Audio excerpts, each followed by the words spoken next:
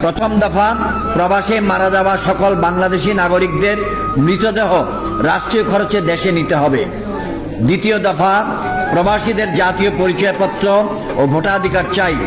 তৃতীয় দফা, বিমানবন্দরে প্রবাসী হয়রানি বন্ধ চাই। চতুর্থ দফা, প্রবাসীদের জন্য যুগোপযোগী দ্বৈত নাগরিকত্ব আইন ও পেনশন সুবিধা চাই। পঞ্চম দফা, পাসপোর্ট সংশোধনের সুযোগ সহ দালাল মুক্ত পাসপোর্ট ও দূতাবাস সেবা চাই।